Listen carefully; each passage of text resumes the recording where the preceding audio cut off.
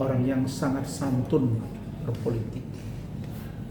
Bahkan saya melihat dia punya kreasi-kreasi yang luar biasa ketika dia menjadi wali kota Bandung, gubernur Jawa Barat, dan ini orangnya nurut oleh yang dianggap mungkin jadi guru politik, jadi orang tua atau mentor dia. Kalau dia kemarin tidak maju di DKI Jakarta, maju di Jawa Barat periode kedua, mohon maaf, sulit Kang Deddy Mulyadi ngalahin dia. Tapi karena dia orangnya nurut, mau ke Jakarta, sampai di sini berhadapan dengan Pak Pramono dengan Rano, dan akhirnya dia kalah. Lalu kemudian masih ada desakan untuk melakukan gugatan ke MK. Dengan sukarela dia mengatakan tidak usah, dia menerima. Padahal dia dan dia juga nggak macam-macam, nggak kepingin jadi menteri juga. Jadi kalau yang saya lihat bahwa tiba-tiba digeledah rumahnya, terungkap kasus BJB, Bank Jabar Banten, Jabar dan Banten. Kemudian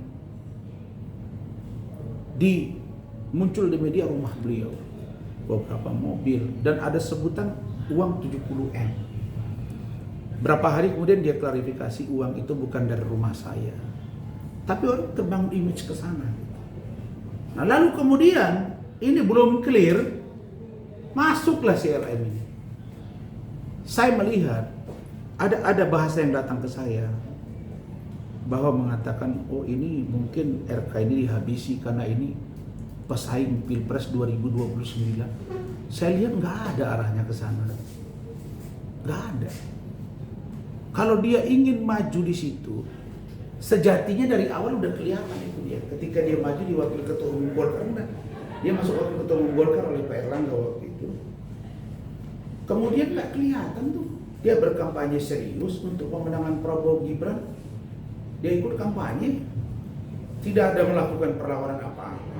Malah yang agak kelihatan melawan itu ya justru calon gubernur Banten, Ratu Ati itu, si Khairin. Nah, dia menurut saya ini udah jatuh ke timpa tangga. Nah, menurut saya petinggi partai, karena dia adalah orang Golkar, saya nggak tahu jabatan dia sekarang apa setelah Pak Bahlil jadi ketua. Menurut saya ini perlu dibantu Pak RK. Dan saya kok nggak melihat di dalam trik dia berpolitik, karena saya pernah juga di dunia politik. Figur kayak dia ini kayaknya nggak ada lah sampai ke mau jadi presiden lah, mau jadi wapres, kayaknya nggak ada. Jadi kasihan, saya jujur ya, kasihan. Belum lagi rumah tangganya yang begitu adem ayem, ibu Thalia ya, Ibu Cinta, namanya Ibu Cinta, sampai begitu ya.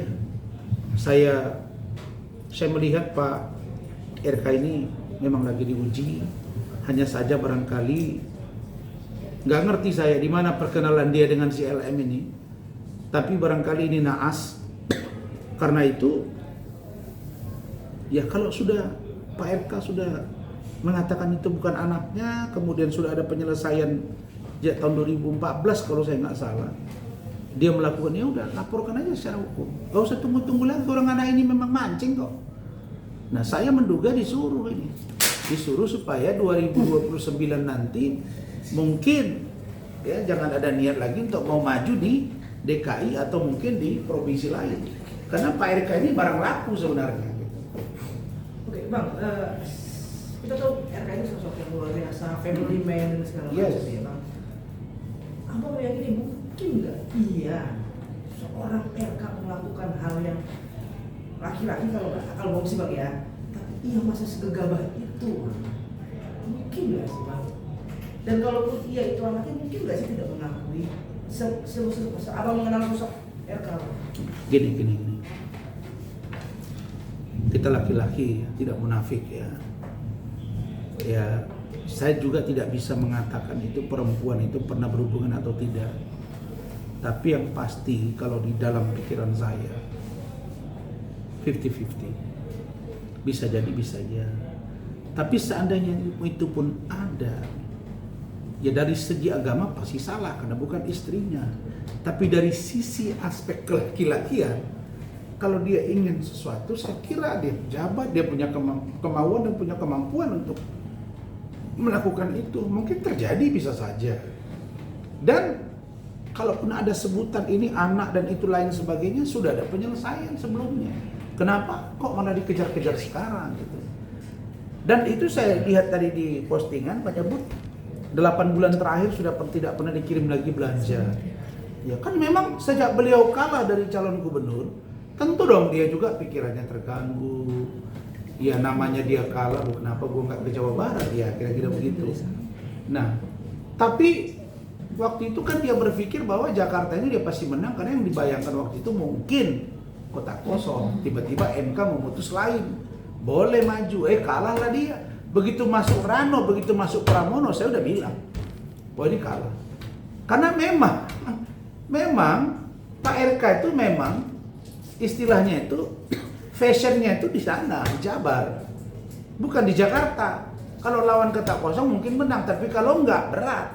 Apalagi Rano lagi dikonotasikan dengan Betawi, walaupun dia tidak 100% orang Betawi. Tapi ada representasi dan kegalauan masyarakat tentang politik dinasti pada waktu itu.